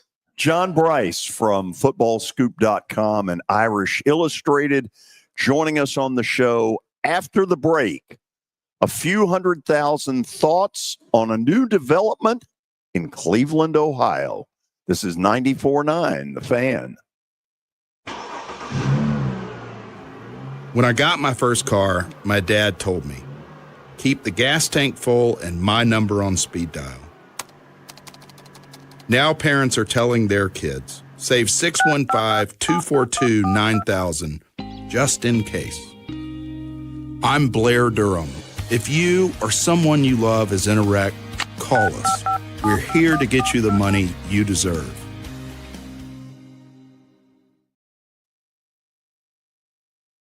It's easy to say good things about the folks at Strike and Spare Family Fun Centers. Number one, I trust them with something that's near and dear to me, the Plaster and Friends Celebrity Bowling Night. But more importantly, I see the fun people have. They enjoy the bowling, they enjoy the camaraderie, and you will too. Come by any of their locations and get ready to have some fun. A golf cart from Mikey's Motors is the perfect way to get around this summer. Whether you're going to the park, the pool, or the playground, do it in a brand new golf cart from Mikey's Motors, Franklin and Murfreesboro. Summertime fun in Tennessee. That's what we sell at Mikey's Motors. Come see how we roll. Convenience and value, two words that we expect when we do business. Our goal at JHA Company is to deliver just that, both to our school partners and to our customers. Whether you're purchasing photos, yearbooks, class jewelry, letter jackets, school spirit wear, or senior graduation products, we strive to make the experience easy, convenient, and cost-effective. Find out more at jhacompany.com or call 615-867-6345 for more information. JHA, one source, one company. If you are paying too much for your health insurance, you know what? You need to contact the folks at Pancoast Benefits. Pancoast works with businesses and individuals to tackle the high cost of health insurance. Whether you're a business owner, large or small, self-employed, between jobs, or over the age of 65 and in need of a Medicare plan, Pancoast can help. They make understanding your benefits less difficult and more personal. So check them out today, pancoastbenefits.com, or call them at 615-292-3400. Over the age of 65 and in need of a Medicare plan, Pancoast can help. They make understanding your benefits less difficult and more personal. So check them out today, pancoastbenefits.com, or call them at 615-292-3400. Tonight, your Nashville Sounds are back on the road at Durham to start a 6-game series. Pre-game at 5:20. Your sports live here on 94.9 The Fan and the Game Nashville app. It's the George Plaster Show. Your sports live here on 94.9 The Fan.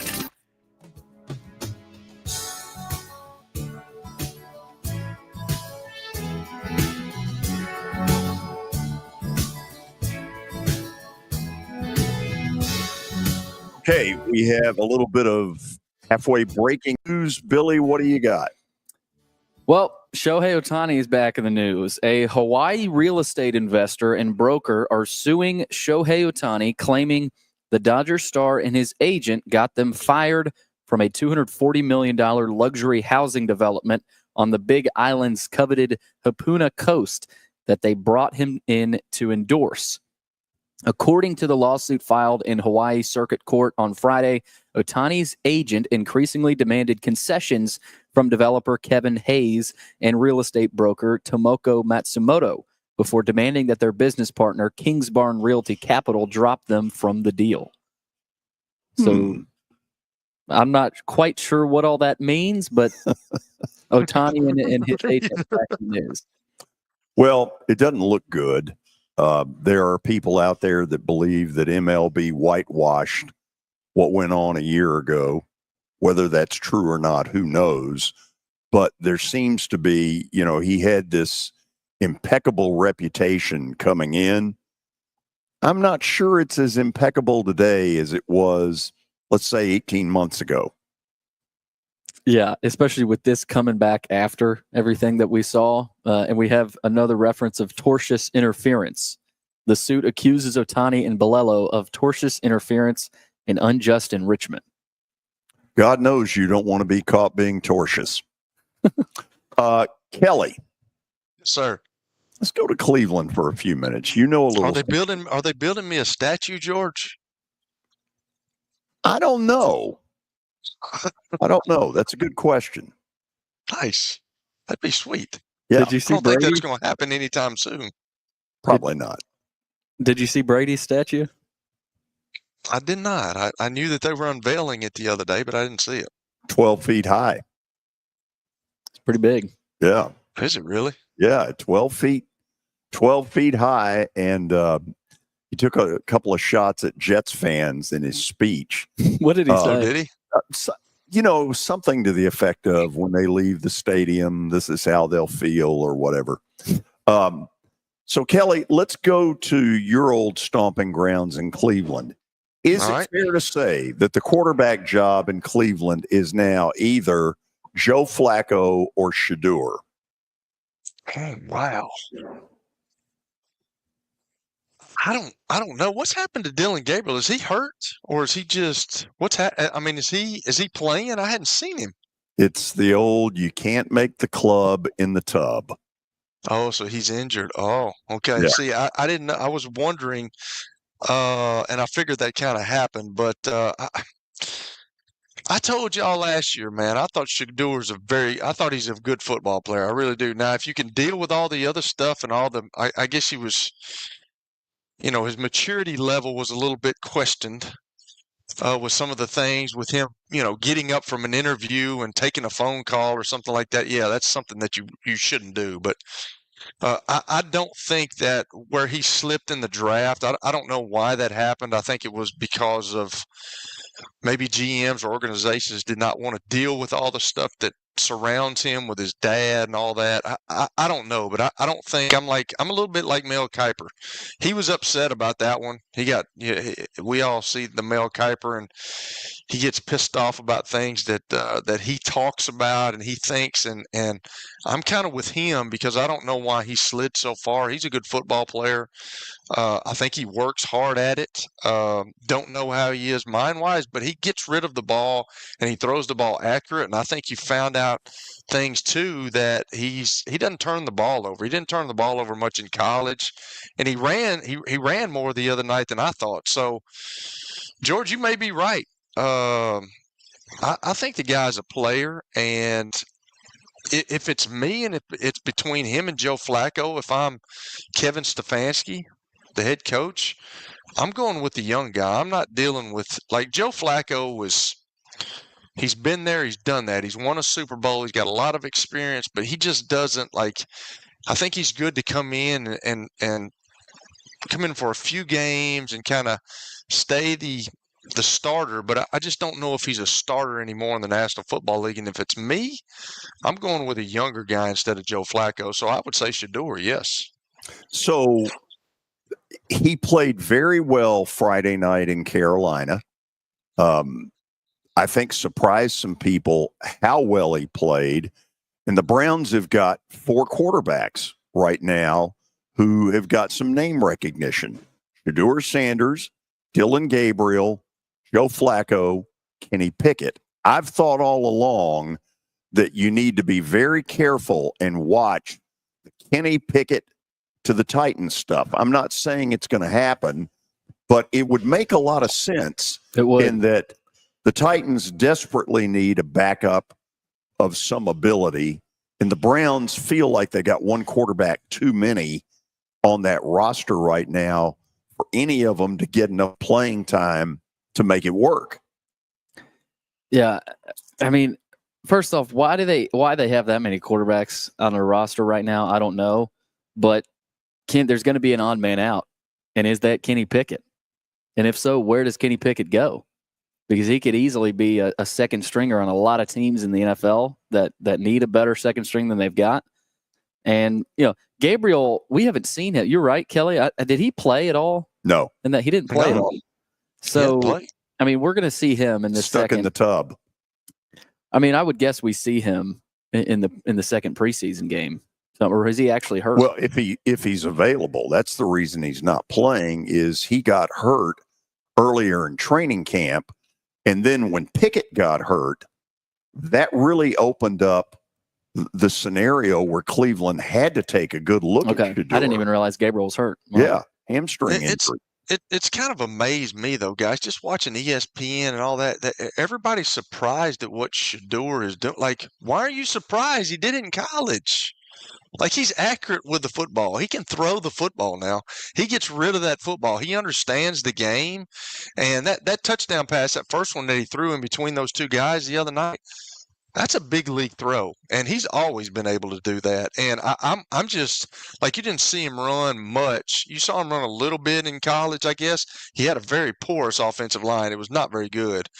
But the other night, I was quite shocked that, hey, he's not scared to take off and get you a first down. He's not scared to lower his shoulder. And so I'm just amazed at some of the guys on ESPN talking about, well, we're just surprised, and he's got to do it again and again. And Adam Schefter said that the other day, like, he's got to do it the next game and the next. He's done it in college. Like, he's pretty consistent in what he does. So I think they've got a win-win there. It's going to be interesting to see how Dylan Gabriel plays, but I think Kenny Pickett is going to have a sweepstakes for him. I don't think there's any question, because I think you keep Joe Flacco on the roster to back somebody up, to back one of those young guys up. If it's me, I'm starting over with a young guy. I'm just going to see if we can do it. And then you got Joe Flacco there waiting in the wings if they can't. Speaking of waiting in the wings, unless something has changed today, Carson Wentz has not been signed by anybody. It's kind of amazing too, George. You talked about the fall of somebody. I forget who were on the first of the show, but like Carson Wentz, when he started for the Philadelphia Eagles, he had a really good first 2 years, and then he's just bottomed out. I don't know whether it was he lost his confidence.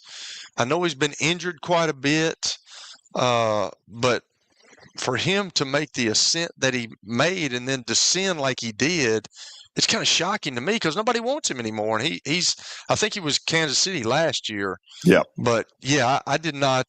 And that's another guy out there that has got some experience, but man, I don't know where his confidence level anymore. It can't be very high. With the Titans, I don't, if Cam Ward gets hurt, obviously we know they're done. They don't have a hope of any success this season, and that might be the case with Cam Ward healthy. But is it worth going out there and trying to get a Carson Wentz or even a trade for Kenny Pickett?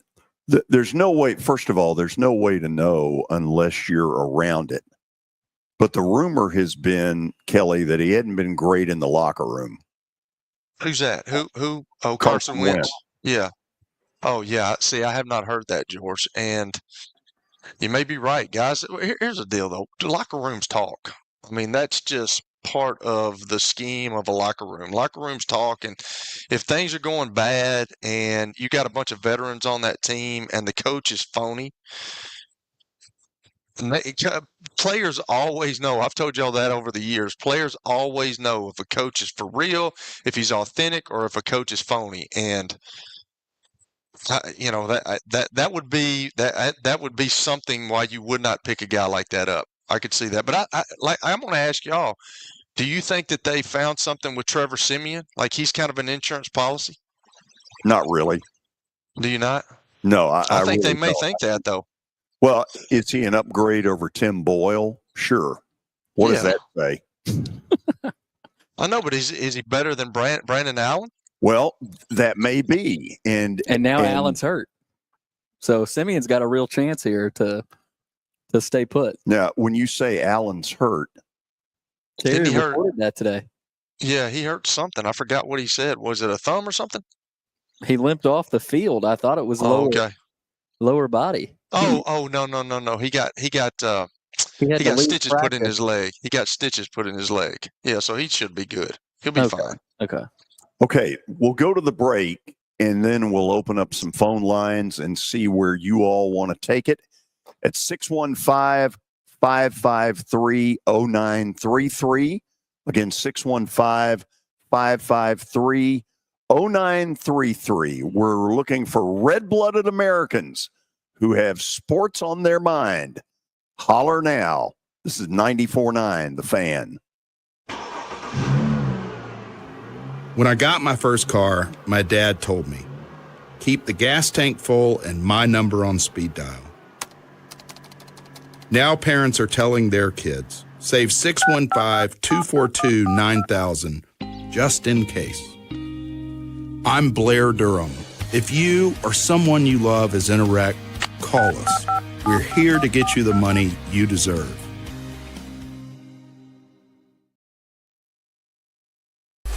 Nashville Sounds Baseball is back in Hit City for the 2025 season. Create a summer of memories at the ballpark with weekly giveaways, fireworks shows, and more. Tickets are on sale now.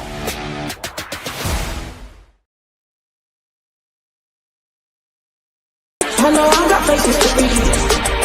Like me next to you, and you next to me, and you next to me, and you next to me, and you next to me. Hello, I got places to be.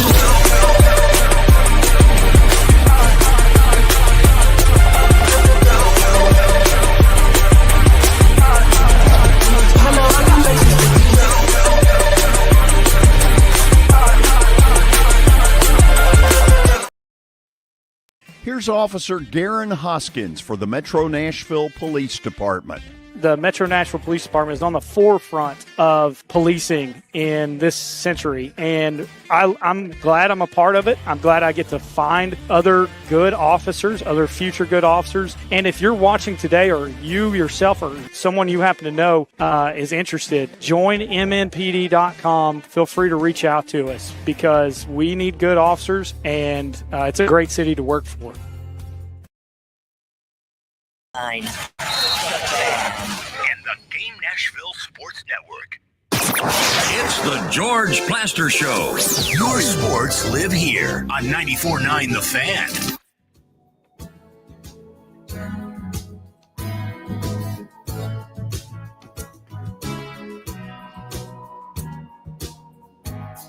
So, Billy, before we go to the phones, I have a question.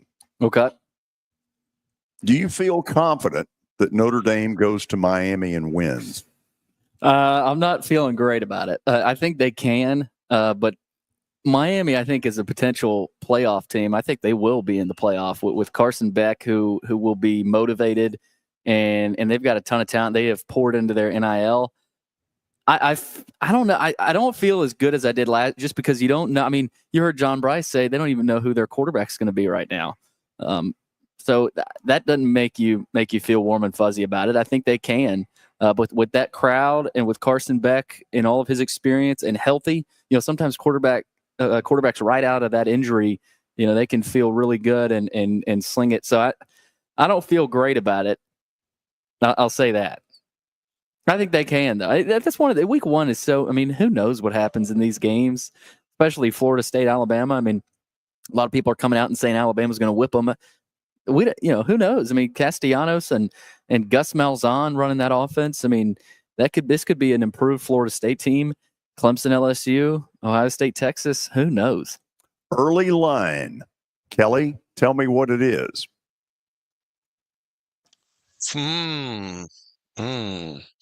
I'm going to say Miami by 3. Notre Dame by 2. How about that? Wow. Is it really? Yeah. Yeah, it's and they were in the national title last year, and they do still have a ton of talent on defense, especially. So, but that's a tight line. I mean, that's a line that could change. Moving up to kickoff, also. Billy, if they lose that game, what does that do for them? I mean, is their schedule good for them to win out? It's a tougher schedule than they had last year. But I think they're still fine because we saw last year the Northern Illinois loss that they were in the national title after that loss. So they got to play A&M at home. USC will be better, and they've got some tougher games than they did last year. But I think they're still fine even with a loss to Miami. Alrighty. Okay, we ready to go to the phones? Let's do it. Let's start in Murfreesboro. Jeff, welcome in. What are we bitching about today? Well, I don't know. We had Tennessee game, but I just want to say Georgia, Kentucky scheduled a 4th non-conference game for 2026. So I guess they're going to play 8 conference games next year. They're playing Kent State, wherever it is. And they just signed a deal with JMI Sports. Billy can look it up. He's on one of those back computers. They just signed for $465 million. And it's going to be they've already got an LLC Champions Blue. They got a fan club, BBN United. And I know you didn't ask him about the other arrests either, Tony, about that guy that suspended license for a whole year. He was driving, I think it was 65 and a 30, something like that. He can't drive up in Knoxville either. And he showed him his passport. So he's like, I got my passport here. Is that good enough for you? Boy, that's ridiculous, isn't it? And that women's basketball player, she got busted for assault and burglary. She was at Clemson before she went to Tennessee. So that's 2 arrests on the docket. Like I say, baby, So I mean, that's the way it is. But George, we signed that contract. Billy, you can look it up on UKathletics.com. You can throw that thing up, babe.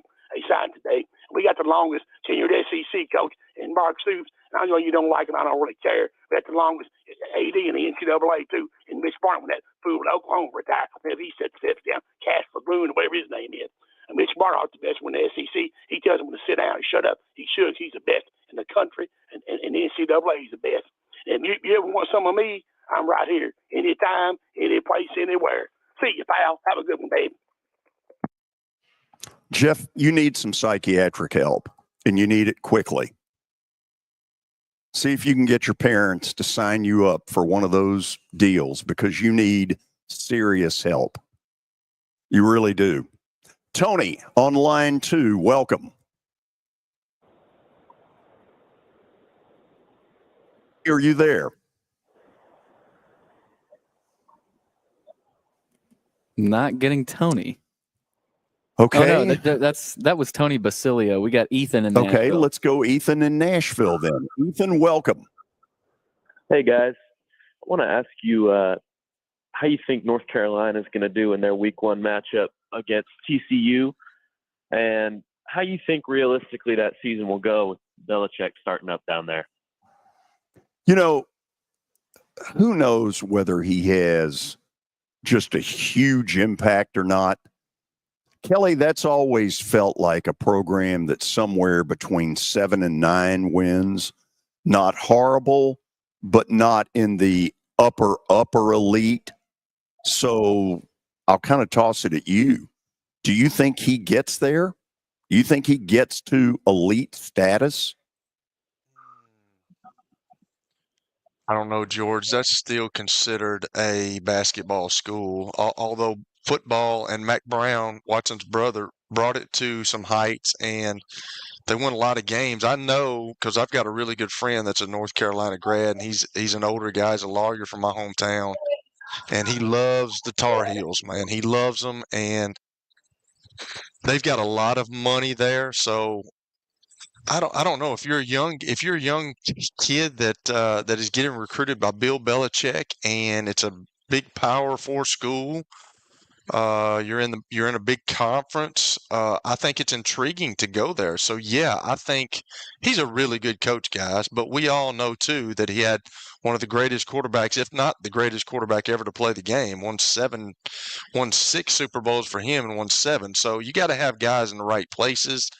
But yeah, I think he can get there. I really do, because they do have a lot of money, and if they'll focus all that money not on just on basketball but on football, I think he could. I don't know what his end all goal is. Is he going to stay there, or is he trying to get back to the NFL?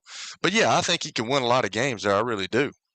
Do you believe it's a 1 year and back to the NFL? Do you think he gets offered? See, that's what I'm saying. I don't know. What is his goal? I mean, is he just wanting to get back into coaching and then maybe have another opportunity to go into the NFL, or maybe he's done with the NFL and he wants to be around young kids to try to get them to the NFL? I don't know what his goals are, but I know the guy's a really good football coach, and he's won 8 Super Bowls with the New York Giants as an assistant, and then with him being a head coach at New England. So the guy is really knowledgeable about the game. And Brady and him together brought that whole thing together and won all those games. But I think he can win a lot of games if they'll put some emphasis on that sport in North Carolina. Belichick at North Carolina has a lot of money to work with. Apparently they have raised a ton of NIL money there, not to mention the revenue share that is coming in as well. And Tony Barnhart mentioned that in the interview at Media Days a couple weeks ago, that watch out for North Carolina. If Belichick stays there and Lombardi at general manager and they get some talent in there, they'll be moving conferences in a few years. We know that. So look out. I mean, if they probably need a good start this year. I mean, this season can't be a disaster. I don't know. They're kind of middle of the pack ACC, but if this year goes really well, I could see Belichick staying put, and unless he gets a crazy NFL opportunity. And we had a commenter say he was born in Nashville. Oh, yeah. His dad was on the staff at Vanderbilt. Sure was. Why not a return to Nashville if he does want to get into the back into the pro game? I'm not saying as head coach. Are you rumoring? I mean, what if Callahan, if it doesn't work out, would Belichick want to come to Nashville and coach the Titans? Who knows? I think people were intimidated. Like when he was out of work, I think general managers and I think owners are intimidated by him. I really do, because he's going to do it a certain way, and I don't think they want to deal with it, and I think they were intimidated by him. There was a lot of rumor in Atlanta that's exactly what ended up going down, that Arthur Blank wanted him and caught a lot of pushback from front office, GM types. Well, I mean, we talk about this a lot. Belichick ended up, the moves he made when he was calling the shots there late in New England were not necessarily the smartest of moves. No, but we're on to Cincinnati. Let's go, Tony, up next. By the way, Carolina TCU is the Labor Day night game. Yeah. That is the traditional end of the first big week of the college football season. Tony, are you there? I'm here. I got knocked off, so I don't know. Who knows what happens with these connections sometimes. But the guys back at the station did a good job scrambling and getting me back in there. So thank you. Beautiful. Gentlemen, you know what? I don't have a dog in the hunt with the UT situation. But this day and age, the players in a lot of instances run the shows. The prisoners run in the asylum, to a certain extent. But there's still got to be in a clubhouse, in a locker room. Kelly, you've alluded to it many times by Coach Donnelly. I don't care about this day and age with NIL and stuff. A coach has got to step up, put his foot down, grow him a pair, and say, you know what? You're a hell of a player, young man. You're going to be a good player for somebody, but you're not going to be a good player for us. You're too much of a problem in this locker room. Our leaders are not listening to you no more. They've tried to talk to you. You've been nothing but a problem, and you're not going to disrupt my team with your antics. And you can go play somewhere else. Back in the day, Randy Moss was a problem when he signed with Notre Dame. He was a problem when he went to Florida State when Bobby Bowden tried to get. Finally, he ended up at Marshall and got the real idea of how to play the game and how to act. And that's what needs to go on with Heupel and these other coaches. With the NIL the way it is today, I know it controls a lot of things, but there's some things, Kelly, you know as well as anybody, in that locker room, it's got to be some standards, and those standards are in concrete. You cannot cross those standards or you lose the locker room and the leadership and the respect of your players. Agreed? Yep. Absolutely, 100%. I think he's at a real crossroads here, that either he's got to get Boo Carter's attention and cut out the nonsense, and frankly, he needs to call the mom in and tell her to shut the hell up too. And because if that's going to be a distraction, they don't need that. But Heupel's got to do something. Tony, when you're talking about it, like when he puts a zero tolerance on him, and then he comes back and he starts doing stuff again. When you put a zero tolerance on somebody, if they mess up again, they're gone. No questions asked. But now he's flip-flopping on that from what I hear. So that causes guys to lose a little bit of respect for your coach. Well, let me ask you this, guys. And then this was going to go into my next statement. I was going to talk about players at the end of the season, but we'll run it together. With his attitude and his what's all his shenanigans that's going on in that locker room and that with that football team, the NIL money that is paid to him, and then you've got players at the end of the year. We know this is going to happen and transpire. That these players want to set bowl games out because they didn't get to the playoffs. They want to send them out.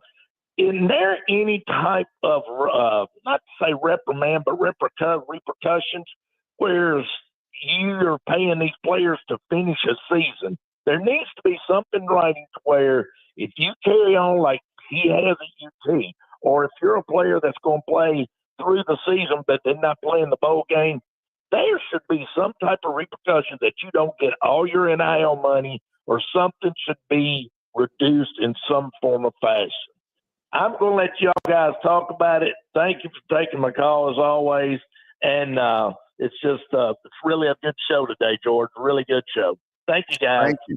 So, Kelly, why hadn't that happened already? I mean, that seems I don't know. logical. Yeah, I don't know what the deal is, but these I don't think they're signing contracts, George. Like that wording was in my contracts. When I signed my first contract, you had contract detrimental to team. You had all this stuff. That's in a contract. So you're giving all these young men this money. You're going to have to come up with some kind of, I don't know if it needs to be like a vague contract or something like that, but you need to put specifics in there. Like, here's the deal. You're not going to show up late to meetings if we give you money. If you do, like, there's some situations where, hey, something happened to their car, but you need to be in touch with the coach. Or just like Tony talked about, if we give you this money, you're playing in the bowl game for us. That's just part of it. They're going to have stipulations, and I'm with you. I don't know why that hasn't been done. It's like a handshake deal, and when handshake deals go on, if you don't have a lot of character, that handshake means nothing. So they're just going to leave you out there and say, I'm not paying you. Something's got to be done. You've said it really well. Kelly, after the break, we have Plaster Bet of the Day. Last night, we went against one of the best ace pitchers in baseball and lived to tell about it. Tonight, we will do more of the same. You better be listening. This is 94.9 The Fan. Now, here's your latest Fox 17 Code Red weather report. I'm Fox 17 meteorologist Greg Bobus. Our forecast this afternoon, high temperatures in the low 90s, scattered showers and thunderstorms on and off throughout the day. No severe weather anticipated, but the feels like temperature is going to creep up into the upper 90s. Your sports live here on the Game Nashville Sports Network. Laundry piling up? Make it easier with the latest washers and dryers from Electronic Express. We carry top brands like LG, Samsung, Speed Queen, Whirlpool, and GE. So whether you need an all-in-one unit, stacked unit, front load, or top load, we've got that. With free delivery, the guaranteed lowest prices, and up to 24 months free financing, upgrading your laundry room has never been easier. Find your perfect setup in-store or online, only at Electronic Express.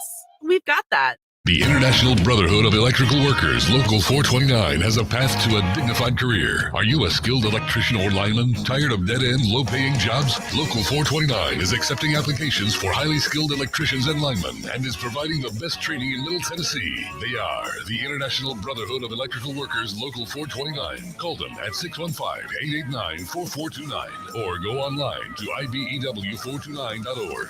IBEW Local 429, the best training and training the best. Get ready for an unforgettable night where Nashville's spirit lifts its littlest hearts. Trinetics Rock the Cradle returns September 18th at the Pinnacle at Nashville Yards, bringing a private concert by country music's Tim McGraw. Exclusive tickets available at rockthecradle.org. Every moment powers hope for newborns and mothers cared for at the Beeman Neonatal Intensive Care Unit and the Ascension St. Thomas Foundation. Get tickets now at rockthecradlenashville.org. This summer, the Legends of the West invite you to the Buffaloville Center of the West in Cody, Wyoming. 5 museums come alive with timeless Western art, heroic tales, and native cultures. Experience live birds of prey, crackling chuck wagon dinners, and behind-the-scenes adventures. Just 50 miles from Yellowstone's East Gate, our doors open wide to explorers young and old. 1 ticket grants you 2 days, enough time to let curiosity lead the way. Visit centerofthewest.org.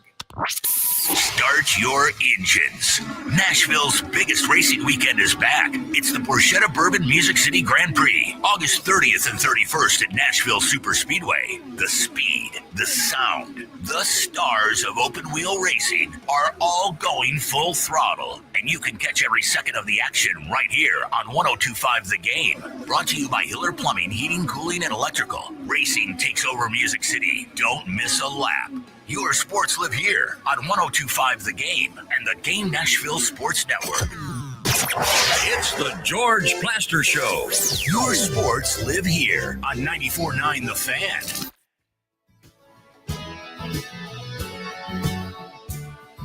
Final segment on a Tuesday. Time now for Bet of the Day, brought to you by Bart Durham Injury Law. We take a look at what happened last night, and it was a good night. Got a couple of wins last night with Houston and Tampa Bay. Just Houston. Just Houston. Just Houston. Houston. Yeah, Billy. Going against Garrett Crochet. So tonight, with that theme of going against an ace, I'm going against Paul Skeens in Pittsburgh. And here's the reason. Well, there's the other one. Here's the reason why. Milwaukee is on fire. And while Skeens is a great pitcher, Milwaukee's a great team. I'm going to take the Brew Crew. And then in the other game, I'm going right back down to Houston. And I'm taking the Astros again tonight in a pick'em matchup against the Red Sox. Kelly, tomorrow on the show, Mike Organ's on vacation. So Scott Ramsey from the Nashville Sports Council will join us with a lot of info that I think people are going to enjoy. And then Terry McCormick during the 4 o'clock hour to get knee deep into where the Titans are, what are they going to do, and how many people are they going to need to scoop off the waiver wire. See you tomorrow. Holla.